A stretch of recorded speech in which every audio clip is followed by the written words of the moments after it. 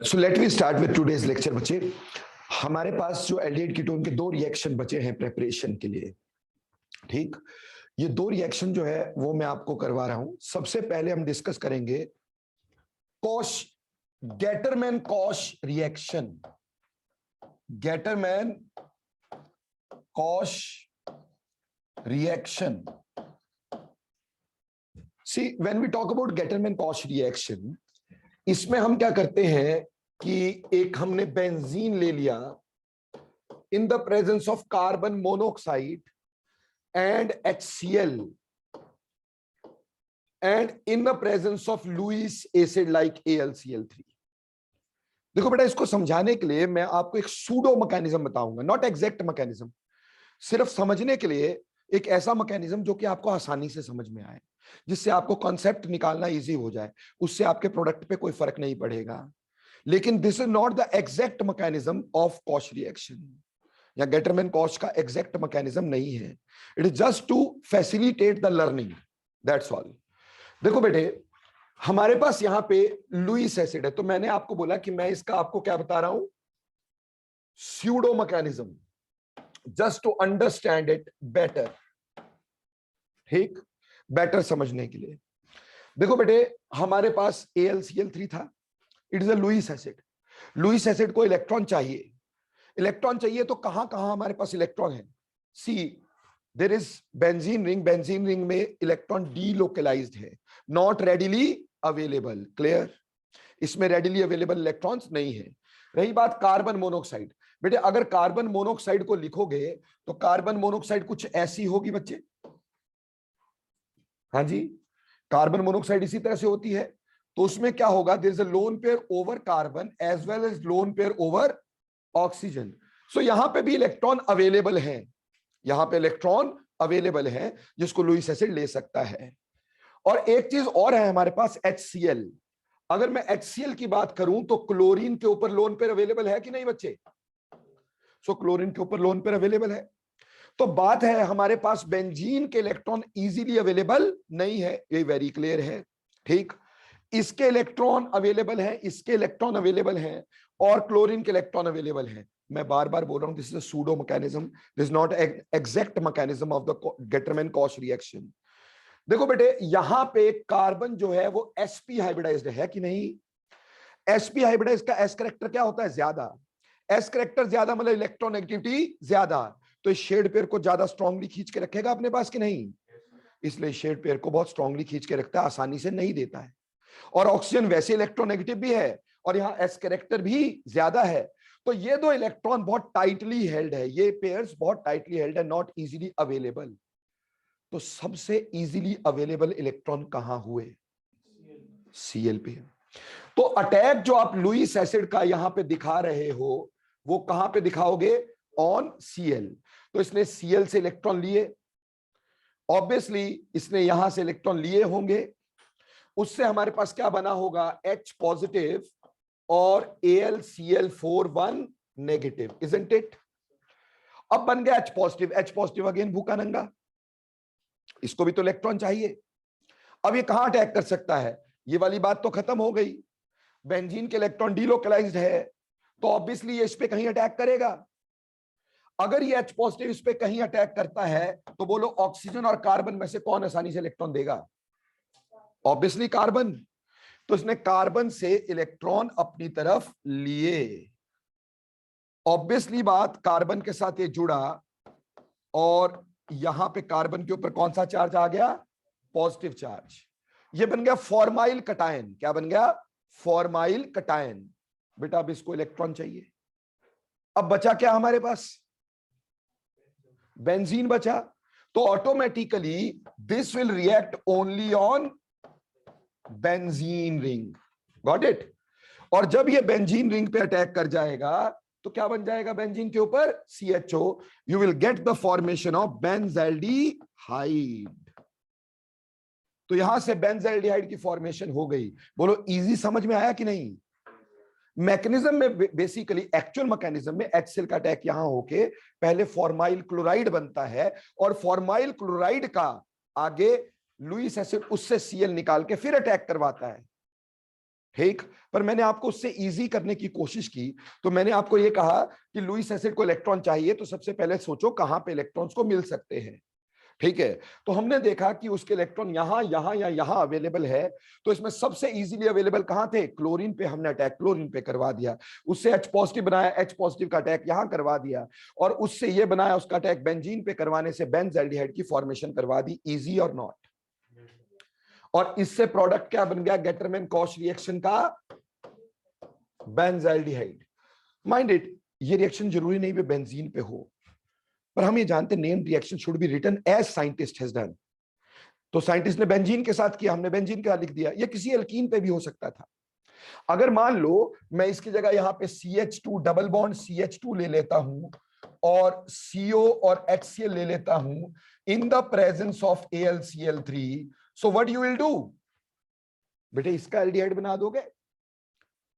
यहां पे बेंजीन में एक कार्बन ऐड हुआ ना, ऐसे यहां डबल बॉन्ड में भी एक कार्बन क्या होगा? ऐड होगा। तो इसका एल्डिहाइड क्या बन जाएगा? CH3 CH2 CHO। So this is Getterman-Koch reaction. Any doubts? लेकिन बेटे आपको जब मैंने ऑक्सीडेशन पढ़ाई थी एल्डिहाइड कीटोन्स की या फिर एल्कोहल्स की, तो बताया जिस रिएजेंट में वाटर हो वो रिएक्शन एल्डिहाइड कीटोन तक नहीं रुकता, वो क्या देता है? Carboxylic acid. बोलो, ऐसा बताया था। इसी चीज को दिमाग में रखना। अगर मान लो मैंने क्या किया, यहां पे बेंजीन रिंग तो लिया, कार्बन मोनोऑक्साइड लिया, पर HCl की जगह वाटर ले लिया। HCl की जगह क्या ले लिया? वाटर ले लिया। वाटर ले लिया और साथ में क्या लिया? AlCl3। ठीक, अगेन पहले AlCl3 का अटैक किस पे होगा? वाटर पे। वाटर से OH निकाल के क्या बनाएगा? H positive. H पॉजिटिव किस पे अटैक करेगा? इस पे, और फिर से बेंजल्डिहाइड बनेगा कि नहीं? लेकिन अगर वाटर है तो बेंजल्डिहाइड में वाटर ऐड हो जाएगा। ऐड होकर के अगर बेंजाल्डिहाइड में वाटर आप ऐड कर दो, इसमें अगर वाटर ऐड कर दो, बेंजाल्डिहाइड ऐसा था ना भाई, सी, इसमें अगर आप वाटर को ऐड कर दो तो आपको पता है this one is positive and this one is negative, isn't it? और वाटर के भी दो पोर्शन हैं, एक है H पॉजिटिव और दूसरा OH नेगेटिव। तो आप पॉजिटिव का अटैक कहां करवाओगे? नेगेटिव पे। नेगेटिव का अटैक कहां करवाओगे? Positive pay. उसकी वजह से हमारे पास यहां बनता क्या? हमारे पास बन जाता CO के साथ भी H, यहां पे भी OH और H, यही बनता भाई। क्लियर होता है कि नहीं? अब आपको यह भी पता है कि ये स्टेबल नहीं है, तो water will be eliminated out ना बच्चे। ठीक, तो जिस रिएजेंट में वाटर होता है रिएक्शन एल्डिहाइड कीटोन तक नहीं रुकता है, उससे आगे जाता है। उससे आगे क्या बनाता है? Carboxylic acid. तो यहां पे ये रिएक्शन ना हो करके, ये ना बच करके, सीधे क्या बना देंगे हम लोग? Carboxylic acid. ठीक है जी, यहां बन जाएगा COOH, कार्बोक्सिलिक एसिड। बोलो क्लियर? समझ में आती कि नहीं आती है? ठीक, अब इस रिएक्शन को अपन लोग बोल देंगे कॉश रिएक्शन। गेटरमैन हटा देंगे, क्या बोलेंगे? Cosh reaction. तो एक सिंपल बात है बेटा, ये हमने पहले समझा था, जिस रिएजेंट में वाटर हो वो रिएक्शन एल्डिहाइड कीटोन तक नहीं रुकता, वो क्या देता है? Carboxylic acid. तो अगर बेटे मैंने यहां पर वाटर रख दिया है HCl की जगह, तो reaction will not stop at benzaldehyde, it will give us carboxylic acid, then its name will be Koch reaction, not Gattermann Koch reaction.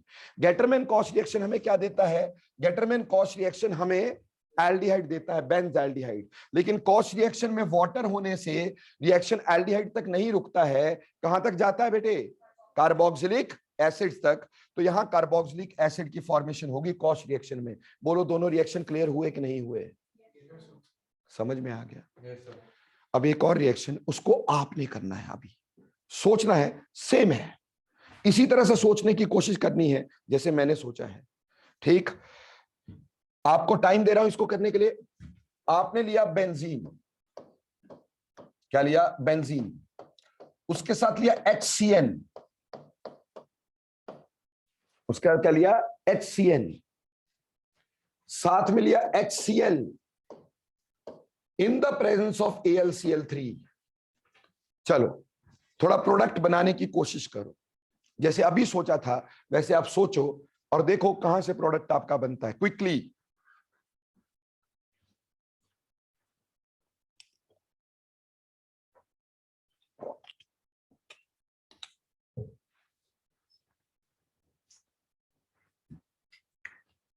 सोचो सोचो, शाबाश।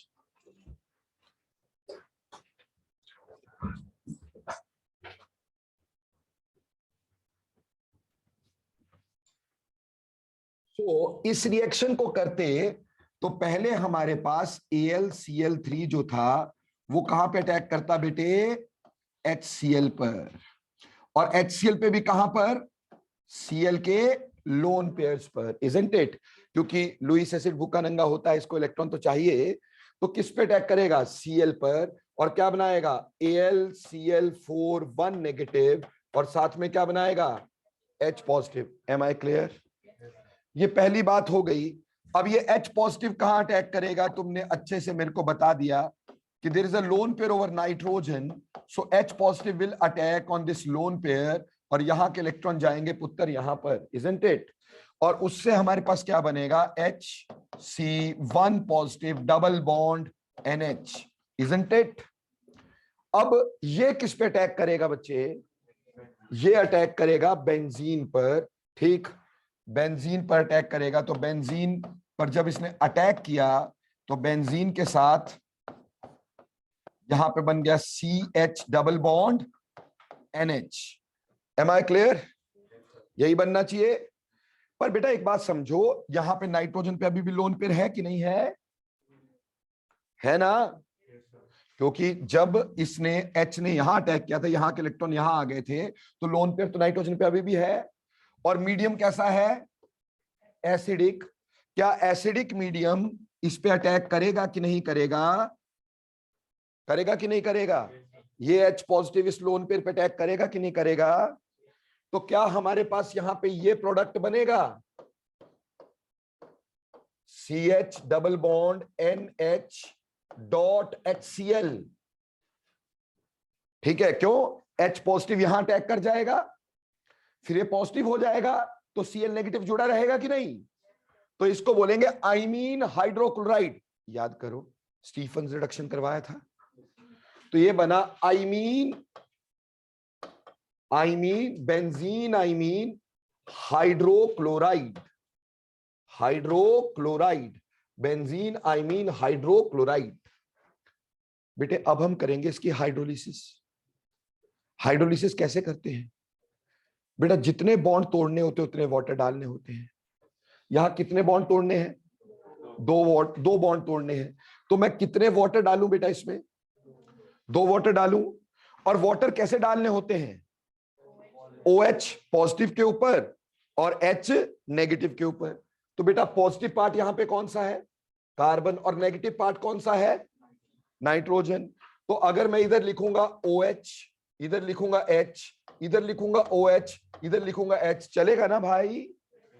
2 बॉन्ड तोड़ने थे, 2 वाटर डालने थे, पॉजिटिव को नेगेटिव के ऊपर, नेगेटिव को पॉजिटिव के ऊपर, क्लियर?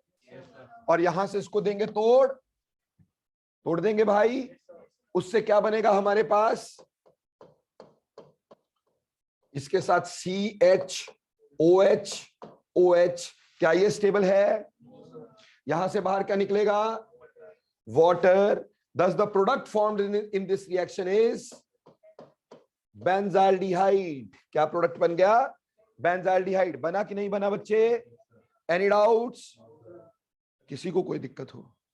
इसको बोलते हैं Gattermann aldehyde synthesis, Gattermann aldehyde, aldehyde synthesis. बोलो बेटे, गेटरमैन एल्डिहाइड सिंथेसिस समझ में आया? This is again a pseudo mechanism, ठीक, just to understand the things better, ठीक? नहीं तो एक्चुअल मैकेनिज्म थोड़ा सा डिफरेंट होता है, ज्यादा फर्क नहीं है, थोड़ा सा डिफरेंट होता है। बोलो क्लियर? तो ऐसे करके बेटे हम एल्डिहाइड कीटोन्स की प्रिपरेशन कर सकते हैं। So this is it with preparations of aldehyde and ketones, clear? Now चलो आगे चलते हैं। अगली बात